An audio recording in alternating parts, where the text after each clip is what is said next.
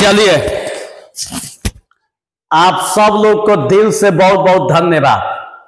इतना दिन डिले हुआ, इसके लिए आप सब लोग से बहुत बहुत खेद है कि इतना डिले हुआ, नहीं होना चाहिए। आप लोग से क्षमा प्रार्थी हैं। तो चलिए, आज के बाद आप लोग का क्लास डिले नहीं होगा। थोड़ा सा मेरे साथ कुछ परिस्थितियां हावी है कि हम आप लोग का ऑफलाइन क्लास थोड़ा सा बंद किए हुए हैं। जल्द ही आप लोग का ऑफलाइन क्लास शुरू होगा। इसके पीछे थोड़ा सा लॉजिक क्या है, इस सोशल मीडिया पर थोड़ा सा खुल के नहीं बोल सकते हैं, लेकिन कल के क्लास में आप लोग को ओपनली बताएंगे कि कौन सी ऐसी बात है जिसके चलते अभी ऑफलाइन बंद है, ऑनलाइन क्लास आप लोग को पढ़ाने के लिए मजबूर है। हमारी मजबूरियों को देखते हुए थोड़ा सा कोऑपरेट कीजिएगा। हम भी कोई भगवान नहीं है, इंसान है। थोड़ा सा डिले तो हुआ है, आप लोग का पढ़ाई लेट हुआ, इसके लिए I am sorry, you are fine. तो चलिए, तो देखिए, पीछे वाले क्लास में आप लोग को देखिए, जब ऑफलाइन पढ़ा रहे थे तो 3-4 गो चैप्टर आप लोग का बचा हुआ है। कल के क्लास में आप लोग को बतलाएंगे कि कौन कौन चैप्टर आप लोग का बच गया था, कौन अभी बाकी है। सारा डिटेल करके कल के क्लास में बतलाएंगे। आप लोग को जब वहां पर ऑफलाइन क्लास चल रही थे तो आप लोग का 9 जो चैप्टर है, क्लास 11th का मैथ का जो 9 चैप्टर है, ऑनलाइन पढ़ा रहे थे, वहां पर 9.1 और 9.2 खत्म हो चुका था। आज हम लोग का 9.3 चालू करना है। तो 9.3 तो डायरेक्ट चालू नहीं होगी, जब भी चालू होगी तो थ्योरी के साथ। तो चलिए, आज के क्लास में हम लोग थ्योरी की शुरुआत करेंगे। Theory of exercise 9.10 line by line पढ़े, 100% समझ में आने की गारंटी के साथ, आप लोग को भी पता है। तो चलिए प्यारे स्टूडेंट, क्लास को शुरुआत करते हैं। जितना दिन डिले हुआ इसके लिए थोड़ा सा खेद है कि नहीं करना चाहिए था। तो चलिए, अब आज के बाद कभी डिले नहीं होगा। तो कॉपी लेकर बैठ जाइए। आज का क्लास एकदम शुरू हो रहा है। थ्योरी ऑफ एक्सरसाइज 9.10 9.3 हम लोग पढ़ने वाले हैं। पूरा मजबूती के साथ पढ़ाई होगा, एकदम मजा आ जाएगा पढ़ने के बाद। तो चलिए शुरुआत करते हैं। एक्सरसाइज 9.3 का जो पहला टॉपिक है, जो थ्योरी का पहला टॉपिक है, उस टॉपिक का नाम है गुणोत्तर श्रेणी। उस टॉपिक का नाम गुणोत्तर श्रेणी, इंग्लिश में इसको कहते हैं ज्योमेट्रिक प्रोग्रेशन।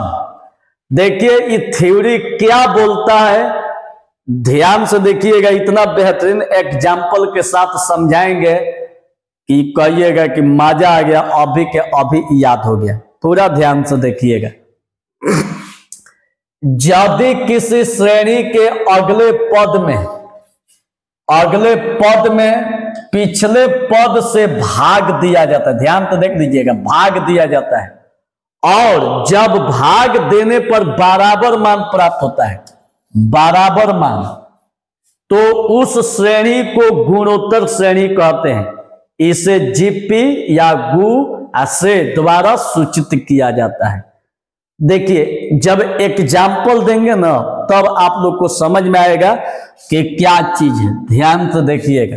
जैसे मान लेते हैं एग्जाम्पल में 2, 4, 8, 16, 32 ... ठीक है। अब हम लोग इसको चेक करेंगे कि सच में जीपी में है कि नहीं है, गुणोत्तर श्रेणी है कि नहीं है। इसको हम लोग चेक करेंगे। तो चेक करने के लिए ध्यान से देखिए, हम लोग चेक करने के लिए ज्यादा यहाँ पर ब्रेन को नहीं लगाएंगे, यहाँ पर समझने का प्रयास कीजिएगा। आप देखिए, ये जो है, जो श्रेणी दिखाई दे रहा है, सिर्फ और सिर्फ थ्योरी पर इसको बैठा दीजिए। थ्योरी पर जब बैठाइएगा बाबू ना, तो आप लोग को भी रियलाइज हो जाएगा कि ना, ये वास्तव में जीपी में है, एकदम ही हकीकत में, रियल में जीपी में। जैसे में देखिए, पहले तो थ्योरी स्पष्ट कह दे रहा है कि अगले पद में पिछले पद से भाग दिया जाता है और भाग देने पर बराबर मान प्राप्त होता है। ठीक है, तो आगे वाला पद में पीछे वाला पद से भाग दिया जाए तो दीजिए, आगे वाला पद है, इसके पीछे वाला ई है, तो भाग दीजिए, कितना आ रहा है, तो 4/2। फिर इसके आगे वाला में पीछे वाला से भाग दीजिए, 8/2। इसके आगे वाले में देखिए ई आगे हो गया, ई पीछे हो गया, तो 16/8। ई कितना हो गया, 32/16। कटाइए, 2 दूनी का 4, ठीक है, 2 से 4 दूनी 8, नहीं गलती है जी, हाँ 4/2, 8/4 ना, यहाँ पर 4 में होगा, 4 से कटाइए, कितना बार में कटेगा, 2 बार में से कटाइएगा, तो 4 दूनी 8, 2 बार में, ई आपका 8 दूनी 16, 16 दूनी 32। हम कितना देख रहे हैं, 2 2 2 2 आ रहा है। ठीक है, तो ये 2 2 आप लोग का बराबर मान प्राप्त हो रहा है। तो जब बराबर मान प्राप्त होगा तो इसका मतलब कि ये जो श्रेणी दिखाई दे रही है ये आप लोग का जीपी में है। क्या चीज में है, जीपी में है। समझ में आ रही है, एक बार फिर से बता देते हैं। गुणोत्तर श्रेणी, यदि किसी श्रेणी के अगले पद में पिछले पद से भाग देने पर जब बराबर मान प्राप्त होता है तो इस प्रकार के श्रेणी को गुणोत्तर श्रेणी कहते हैं। जैसे में हाई आगे वाला में पीछे वाला से भाग दीजिए, 4/2, 8/4, 16/8, 32/16 भाग दीजिए, 2 दूनी का 4, 4 दूनी 8, 8 दूनी 16, 16 दूनी 32, तो 2 2 2 2 बराबर मान प्राप्त हुआ। जब बराबर मान प्राप्त होगा तो इस टाइप के श्रेणी को हम लोग प्रोग्रेशन को जीपी कहते हैं। तो ये क्या में है, जीपी में है। समझ में आ गई। यहां पर हम लोग को ब्रेन नहीं लगाना है, खाली समझने का प्रयास करना है। देखिए एगो और एग्जांपल देते हैं। जैसे मान लीजिए 3 6 9 12 डॉट डॉट। अब इसको पूछा जाएगा कि बताइए कि जीपी में है कि नहीं है। देखिए यहां पर बराबर मान प्राप्त हुआ तो जीपी में, अगर बराबर मान प्राप्त नहीं होता तो तब क्या होता है, अगर बराबर मान प्राप्त नहीं होता तो इसका मतलब स्पष्ट है कि जीपी में नहीं है। बराबर प्राप्त होगा तो जीपी में, बराबर प्राप्त नहीं होगा तो जीपी में नहीं है। तो यहां पर अब चेक कीजिए कि बराबर में आ रहा है कि नहीं। तो आगे वाला में पीछे वाला से भाग दीजिए, 6/3, आगे वाला में पीछे वाला से भाग 9/6, आगे वाला में पीछे वाला से भाग 12/9। कटाइए, 3 दूनी 6 और 3 से 33 का 9, 3 दूनी 6, 3 चौका 12, 33 का 9, तो कितना हुआ 2 और 3/2, यहां पर 4/3। अब आप लोग बताइए कि क्या यह तीनों मान आपस में बराबर है? नहीं। तो जब आपस में बराबर नहीं है तो आप किस तरह से कह सकते हैं कि ये जीपी में है? आप लोग का इतना तो हिम्मत नहीं है कि बरियारी कह दीजिएगा। मतलब हिम्मत का मतलब ही मत समझिए कि हम आपको ललकार रहे कि बस सर जी एकदम कहेंगे। तो बरियारी कहिएगा तो गलती होगा, अगर बरियारी नहीं कहिएगा तो सही होगा। अगर कहते कि ना सर बराबर नहीं है, ये पक्का जीपी में नहीं है, तो एकदम सही है। यहां पर आप लोग देख रहे हैं कि एकदम गारंटी बराबर में है, तो इसका मतलब क्या हुआ, जीपी में है। कोई दिक्कत? चलिए, तो यही आप लोग का गुणोत्तर श्रेणी का था कि गुणोत्तर श्रेणी का मतलब कि यदि किसी श्रेणी के अगले पद में पिछले पद से भाग दिया जाता है, माने आगे वाला में पीछे वाला से, आगे वाला में पीछे वाला से, आगे वाला में पीछे वाला से, आगे वाला में पीछे वाला से, अगर भाग देते हैं और काटाने के बाद यदि बराबर मान प्राप्त हो जाता है तो ये जो श्रेणी आप लोग को दिखाई दे रही जीपी में है। और यदि बराबर प्राप्त नहीं होगा, बराबर प्राप्त नहीं होगा तो लिख लीजिए, कान खोल के सुनिए, जीपी में नहीं है, जीपी में नहीं है। समझ में आ रही है? चलिए अगला टॉपिक सार्व अनुपात। पहले इसको उतार लीजिए, नोट कर लीजिए, इसको नोट कर लीजिए। एकदम क्वालिटी तो एकदम गर्दा में चल रही है जी। चलिए इसको नोट कर लीजिए। चाहे एगो काम कीजिएगा बाबू, वीडियो को रोक दीजिएगा, ये ऑटोमेटिक रुक जाएगा वीडियो, और तब आराम से उतारिए। चलिए अगला क्वेश्चन देखिए, अगला थ्योरी सार्व अनुपात, इंग्लिश में हम लोग कहते हैं कॉमन रेशियो। सार्व अनुपात को इंग्लिश में हम लोग कहते हैं कॉमन रेशियो। इसका जो थ्योरी है, जो डिफिनीशन है, देखिए अगले पद में पिछले पद से भाग देने पर जो मान प्राप्त होता है उसे सार्व अनुपात कहते हैं। माने आगे वाला में पीछे वाला से भाग देना है, आगे वाला में पीछे वाला से भाग, आगे वाला में पीछे वाला से भाग। मतलब कि A2/A1 को हम लोग क्या बोलते हैं? सार्व अनुपात, जिसको CR या R द्वारा सूचित किया जाता है। या तो R से सूचित किया जाएगा या CR से सूचित किया जाएगा। मतलब देखिए इसका मतलब क्या है, देखिए जैसा मान लीजिए कि यही आप लोग का एग्जाम्पल है, रुक जाइए, मानकर चलिए यही एग्जाम्पल है, 1 मिनट। है 3, 6, 12, 24 ... ये जीपी में है, ठीक है? का में है? जीपी में है। आई आप लोग से क्वेश्चन पूछा जा रहा है कि बताइए इसका सार्व अनुपात कितना होगा, यही सवाल पूछा जा रहा है। तो यहां पर आप लोग को तो क्लियर बतलाया जा रहा है कि अगले पद में पिछले पद से भाग देने पर, तो अगले पद में आगे वाला में पीछे वाला से भाग दे दीजिएगा तो इसको हम लोग कहते हैं सार्व अनुपात। और सार्व अनुपात को R से सूचित किया जाता है। तो आगे वाला में पीछे वाला से भाग दीजिए, आगे वाला 6 है और पीछे वाला 3 है, भाग दे दीजिए, कितना बचा?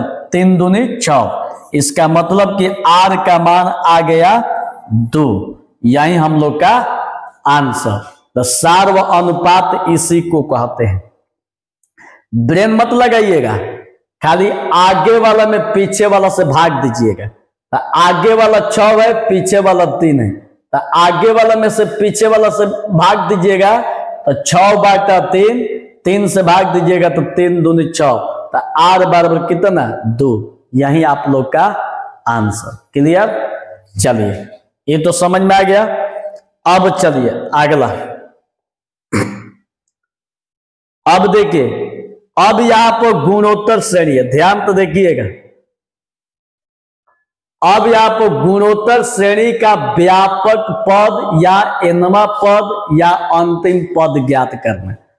एक लाइन में अगर समझना चाहते हैं तो आप लोग को बता देते हैं कि 9.3 में जितना क्वेश्चन दिया है उस क्वेश्चन के लिए ये भगवान है। इनसे जो सूत्र मिलेगा, जो फॉर्मूला है, इसी फॉर्मूला पर टोटल 9.3 का क्वेश्चन बनेगा। मतलब समझिए कि 9.3 के क्वेश्चन को बनाने के लिए ये अपने आप में भगवान है। तो चलिए इस भगवान नामक जो टॉपिक है देखा जाए कितना दम है। तो ध्यान से आइए देखा जाए, पूरा ध्यान से देखिएगा। आइए देखिए, जब इसको हल कीजिएगा तो पहला स्टेप मान लीजिए, माना जीपी का मतलब गुणोत्तर श्रेणी, जीपी का मतलब गुणोत्तर श्रेणी। तो माना जीपी का पहला पद ए तथा सार्व अंत, देखिए यही है, सार्व अनुपात सीधे हम लोग क्या मानेंगे आर, यही आर दिया हुआ है। तो देखिए सार्व अनुपात आर है, ध्यान तो देखिएगा, तथा सार्व अनुपात आर है। इसलिए हम सार्व अनुपात दिखाए कि चूंकि सार्व अनुपात को आर द्वारा सूचित किया जाता है, आप पहला पद को ए द्वारा, ठीक है। तो इसलिए यहां से देखिएगा, इसलिए पहला पद T1 बराबर, तो पहला पद T1 बराबर, तो पहला पद कितना माने ए, तो पहला पद हो जाएगा ए, ठीक है। पहला पद T1 बराबर ए। अब देखिए दूसरा पद, तो दूसरा पद T2 बराबर, तो T2 बराबर, तो ध्यान दीजिएगा जब दूसरा पद निकालिएगा तो पहला पद गुणा सार्व अनुपात होता है, गुणा सार्व अनुपात होता है। इसका मतलब पहला पद ए और सार्व अनुपात कितना माना गया है, आर माना गया है, ठीक। अगर यहां से तीसरा पद लेके चलिएगा, तीसरा पद T2 बराबर, तो यहाँ पर पहला पद है दूसरका के लिए, तो तीसरका के लिए यहाँ पर दूसरा पद और गुणा सार्व अनुपात होगा। मतलब यहाँ पर देखिए दूसरा पद गुणा सार्व अनुपात, ठीक है। मतलब साफ है, देखिए दूसरा पद, तो दूसरा पद कितना है ए आर, देख लीजिए दूसरा पद, तो दूसरा पद आप लोग का ए आर दिया हुआ है, तो आप लिख दीजिए दूसरा पद ए आर इनटू सार्व अनुपात आर, और गुणा कीजिएगा तो ए आर में गुणा होगा तो आर स्क्वायर, ठीक है। उसी तरह से चौथा पद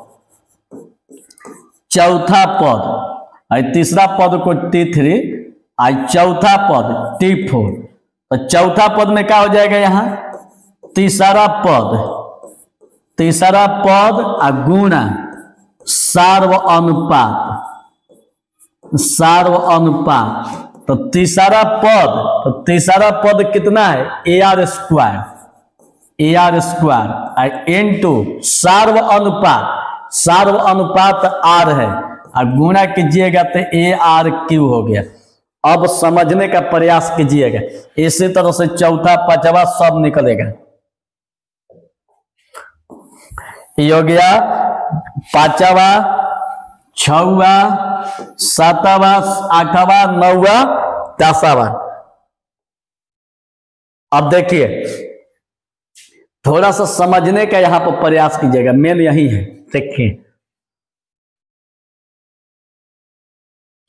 देखिएगा बच्चा, हाई ए आर के पावर 3 है, इसको हम ऐसे भी लिख सकते हैं ए आर 3 को हम 2 माइनस कर रहे हैं, इसको हम 4 - 1 लिख सकते हैं।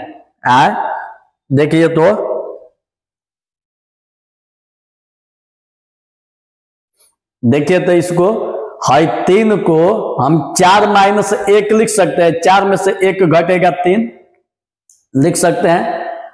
इसको हम ए आर 2 को 3 - 1 लिख सकते हैं। यहां देखिए ए आर, यहाँ पर इसका पावर कुछ नहीं तो 1 है, तो इसको हम 2 - 1 लिख सकते हैं, 2 में से 1 घटेगा 1।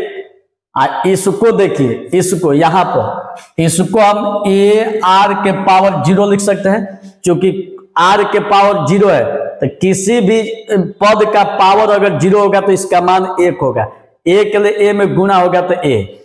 फिर हम इसको ऐसे भी लिख सकते हैं, ए आर 0 है, 0 के जगह पर 1 - 1 भी लिख सकते हैं, तो अब यही मिलाने वाली चीज है। यहां पर अगर 1 दिया है, यहां पर 1 दिया है तो यहां पर क्या है, 1 है। यहां पर 2 दिया है तो यहां पर 2 है। यहां पर 3 दिया है, 3 दिया है तो यहां पर 3 है। यहां पर 4 दिया है तो यहां पर 4 है। बाकी सब सेम है, देख लीजिए बाकी सब सेम है। AR AR AR AR बाकी सब सेम है। अब बगल में -1 -1 -1 मतलब क्या है, 1 है तो 1, 2 है तो 2, 3 है तो 3, 4 है तो 4। इसका मतलब ऐसा ही 5 रहेगा तो 5 होगा तो यहाँ पर 5 हो जाएगा। यहाँ पर 6 होगा तो यहाँ पर 6 हो जाएगा। यहाँ पर 7 होगा तो यहाँ पर 7 हो जाएगा। ऐसा ही डॉट डॉट डॉट डॉट। अगर यहाँ पर अगर n होगा, 4 के जगह पर n होगा तो यहां भी 4 के जगह पर कितना होगा, n हो जाएगा। 4 के जगह पर कितना हो जाएगा, n। बाकी सब जस के तस AR और 4 के जगह यहाँ पर n। इसलिए कि 4 के जगह पर जब n लेंगे तो यहां भी 4 के जगह पर n -1, यही हम लोग का आंसर। तो एक तरह से इसको याद कर गए। लेकिन किसी मैथ में हम लोग को यह भी एगो देखने को चीज मिलता है कि जो T1 T2 T3 T4 माने हैं, इसको कोई कहीं A1 A2 A3 A4 यहाँ पर AN देखने को मिलता है कि AN बराबर AR N -1। TN कहिए चाहे N कहिए, बात सेम है। तो समझ में आ गया। तो इसका मतलब हम क्या देख रहे हैं कि AN बराबर AR N -1 फार्मूला मिल गया एनवा पर। जीपी का अंतिम पद AN बराबर AR N -1 एक फार्मूला मिल गया, ठीक है।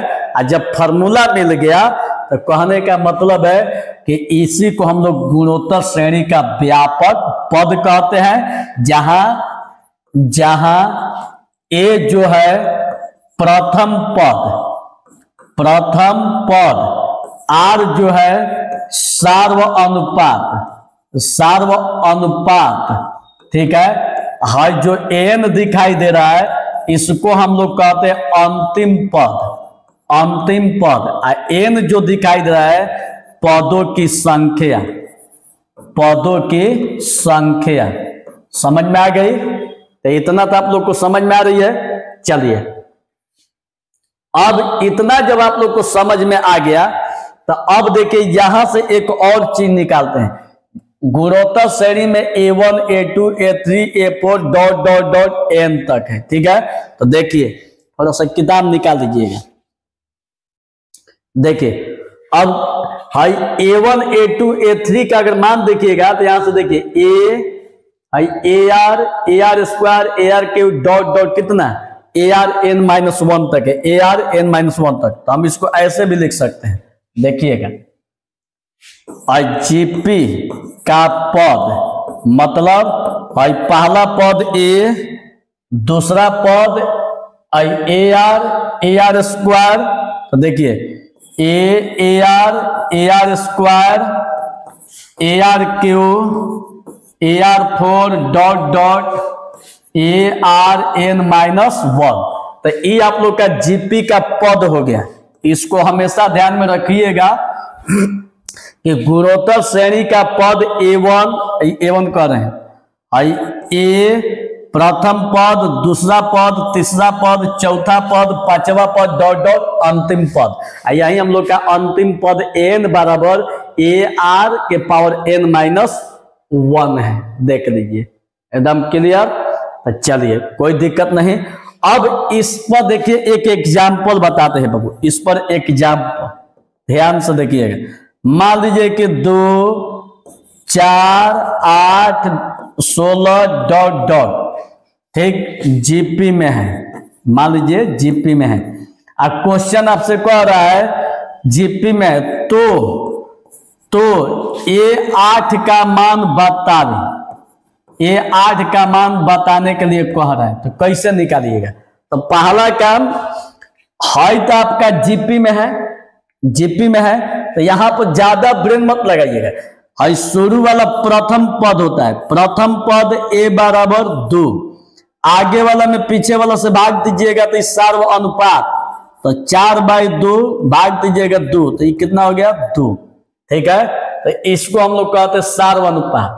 अब हमसे क्वेश्चन कितना कर रहे हैं, a8 का मान, तो चूंकि n का फॉर्मूला तो होता है ARN-1, तो जब a है n का मान कितना, भाई देख लीजिए n के जगह पर 8 है, यहां पर 8, तो n का मान 8 है, तो यहां भी क्या हो जाएगा 8, और a का मान 2 है, r का भी मान कितना 2, और n का मान 8-1। तो अब देखिए भाई a8 और 2 के पावर 8 में से 1 घटल 7, आई 2 के पावर 7 है को, माने 2 7 गो है, कितना हो जाएगा 8 को, तो 2 के पावर 8। ऐसे भी बेस सेम है तो पावर को जोड़ दिया जाएगा, इसके पावर में 1 है तो 1 और 7 को जोड़िएगा तो कितना होगा 8 हो जाएगा। तो यही हम लोग का आंसर, समझ में आ गई। तो चलिए इसको उतार लीजिए। तो चलिए आज के क्लास में इतना ही, कल के क्लास में, आज पहला दिन था, मिलते हैं कल के क्लास में, तब तक के लिए आप सब लोग को दिल से बहुत बहुत धन्यवाद।